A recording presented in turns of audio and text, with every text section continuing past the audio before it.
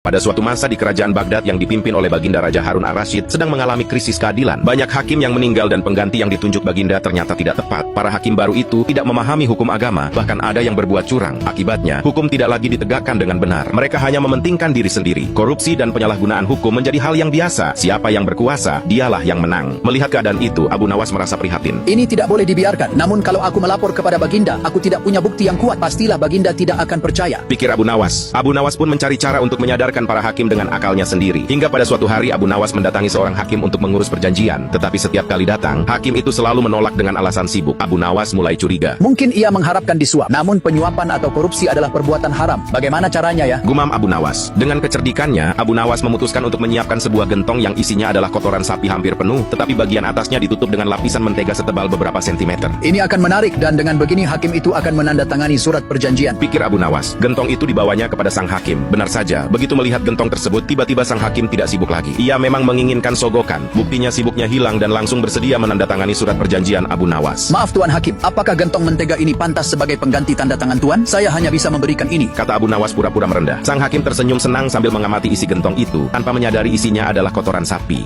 Jangan terlalu dalam memikirkan hal itu, asalkan ini bisa membantu, kata sang hakim. Karena penasaran, hakim itu mencolek sedikit mentega dengan ujung jarinya, lalu mencicipi dan berkata, enak sekali mentega ini, tidak sia-sia bekerja sama denganmu Abu Nawas. Tentu sesuai dengan ucapanmu. Jangan terlalu dalam mencolek menteganya, jawab Abu Nawas sambil tertawa puas. Hakim hanya mengangguk, tidak tahu maksud sebenarnya. Karena takut ketahuan, Abu Nawas kemudian berpamitan, meninggalkan hakim yang merasa puas dengan hadiah itu. Abu Nawas senang bisa mendapatkan tanda tangan sang hakim. Namun lebih menyenangkan lagi, Abu Nawas berhasil mengerjai hakim si tukang korupsi itu. Dengan hati gembira, sang hakim membawa gentong mentega itu pulang. Ia mengajak istri dan anak-anaknya makan bersama. Pada awalnya, mereka menikmati mentega yang manis dan gurih. Namun, setelah lapisan mentega habis, mereka mulai memakan kotoran sapi. Dan mereka baru sadar, apa ini busuk sekali seperti kotoran sapi. Sang hakim dan keluarga berusaha memuntahkan kotoran hewan yang termakan, namun tidak bisa. Saat itu barulah sang hakim sadar bahwa itu adalah cara Abu Nawas untuk menyadarkannya. Sang hakim merasa malu dan menyesal menyalahgunakan kekuasaan yang seharusnya digunakan untuk menegakkan keadilan, namun malah sebaliknya, ia korupsi dan menyalahgunakan jabatan demi keuntungan pribadi.